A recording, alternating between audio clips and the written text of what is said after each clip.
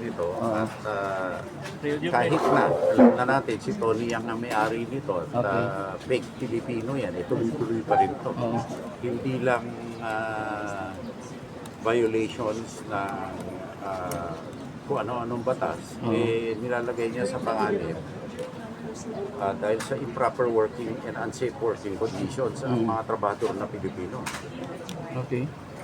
So,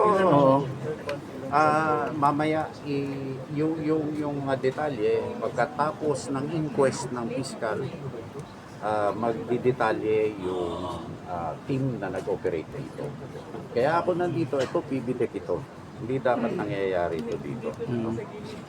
So, sa ganang akin, sa PBDEC, re-reviewin ko lahat ng operations niya at sinabi ko na kay Presidente. Dahil semi-autonomous yan eh. Pero sa ngayon na ganitong mga nangyayari dito, re-reviewin ko na mabuti yung mga ginagawa. Sir, ano mga nakita? Hindi pa namin pwede i-release yan. Pero alam na namin na hindi tama ang nangyayari dito. Matagal nang nire-report dito. Walang nangyayari. So, humingi na ng tulong ang PAOK sa amin dahil PBDEC nga ito. Sir, nag-serve ng search warrant yung NBI kahapon. Ano pong nasa search warrant po? Mamaya, intayin nyo na lang. Okay. Pero nagsasabi na rin ako, eto, mabuti nang malaman to. Eto, protection din sa mga tao dito sa Cagayan de Oro. No? Dahil ayaw natin malagyan ng ganitong mga practice ng dayuhan pa, no? Nangyayari dito. Second, kung may makikialam dito, pinabalaan ko na. Kakasuhan ko ng obstruction of justice. Lahat ng sumubok na makialam na hindi tama dito. Sir, we're talking about the residents. May ilang residente din dito nakausap namin. They are worrying about their work since, as per them, good paying daw yung company nila. Well, we understand that, good paying, dahil may tinatago eh. Alright? So, ang OCD, inatasan namin lahat ng nakalista na nagtratrabaho, number 1, inventaryohin nila. Number 2, isasubject sa physical examination. Number 3, kukuha sa DSWD ng assistance. Number 4, ang DOLE, i-re-employ sila at i-deploy sila sa tamang trabaho. Sir, we have infos na may foreigners yan. Can we confirm that? Merong foreigners, definitely. Are they undocumented or ano po yung... Yan inaalam pa. Chinese. Katulad ni Tony Yang. Matagal na sila dito, sir? Yan alamin pa natin. Ano bang may-ari pa rin si Tony Yang dito, sir? Well, yan ang report namin. Kung pinasa man niya, pinasa rin niya eh. So, madali naman magtago ng ari-arian eh. What will happen here, sir, after this? Well, that has to be determined by the court. Okay. Because this is under a search warrant and this is a crime scene. Yeah. So, we will see. No more work for them. No more work to do. No more operations. No operation, definitely. Until we find out and until the court disposes of what happens here. And if what happens here is by nature, the process is polluting, etc., this will close. This will close, definitely. But the people that are affected will be attended to immediately. Alagaan namin yung mga tao na inexploit dito. Kasi illegal exploitation of Filipinos ang nangyari dito eh. How did we get the info, sir? That they are... I cannot tell you. I cannot tell you. Ang importante, tingnan natin yung resulta. Sir, may makasuhan ba, sir? Ilan ba ang makasuhan? Ano pong mga kaso? Tignan natin. Anong kaso? Tignan natin. Sir, can we say Hindi ko masasabi dahil nasa control na ng fiscal itong area.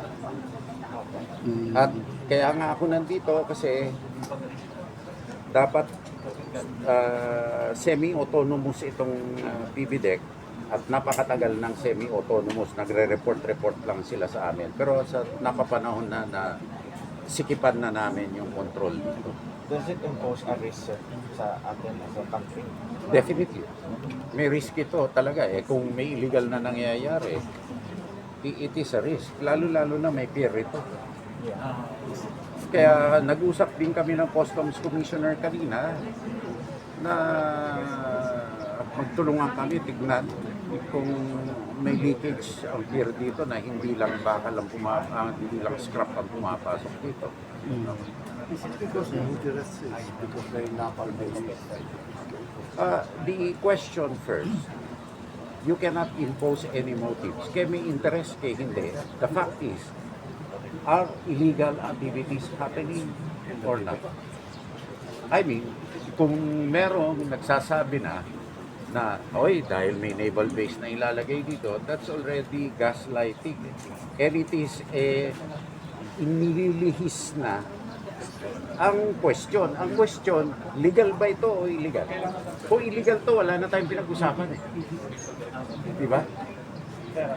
Ngayon, kung meron nagsasabi doon, gusto kong alamin kung sino ang promotor nila. Kailan pa nagsimula po to, sir? Matagal Dito na sa to. area? Matagal na to. Ah, At itong Tony Yang, kapatid ni Michael Yang na drug lord. We were wondering, only lang was already on the run. We were wondering why The same question I'm asking, no? Na inuulit-ulit ko na dapat hindi na tumatakbo. Right? wala na si Tony Yang. Ibig sabihin, alam mo, marami dyan nakakulong na, maandar pa rin Kaya tinutulungan na rin natin yung ibang mga ahensya na mamaya na lang. I don't want to preempt it. sir, Pero wala. it ranges from labor, environmental, to other violations. Sir, wala bang nagpo-protect galing sa gobyerno? Kay- Huwag na natin sanang abutin na merong ganon. Kaya nga nagsasabi na ako. No? Katulad ng, di ba, pag may darating na bagyo, Yes. mag-warning ka na, di ganon na rin na lang. Di ba? Pero Sir, wala yung- kayong nalaman, sir? Wala pa kayo? Ay, wala pa siguro, wala pa naman. Wala pa naman So, lang nag-tip sa inyo, na nag-aabogado. taga-gobyerno o nagpo-protect? Wala naman. No? Wala naman. Ngayon, kung meron man, Meron. tuloy-tuloy ito. Okay. At saka kung meron man noon siguro, hindi lilitaw kayo niyan dahil talagang maaresto yun.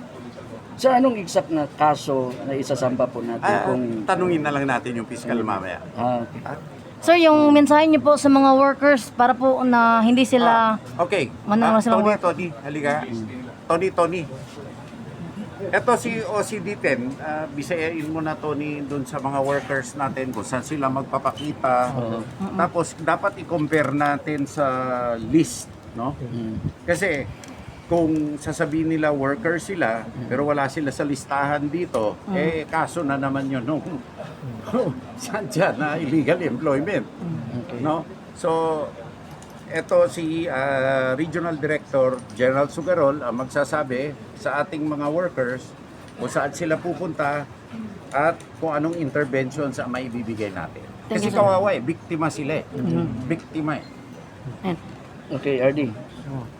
Sir, yung message niyo po sa ating mga workers, sir, na para po makaasa sila na kahit wala na silang trabaho dito sa Sanja, ay may pagkukunan pa rin sila ng pagkakakitaan, sir, sa araw-araw.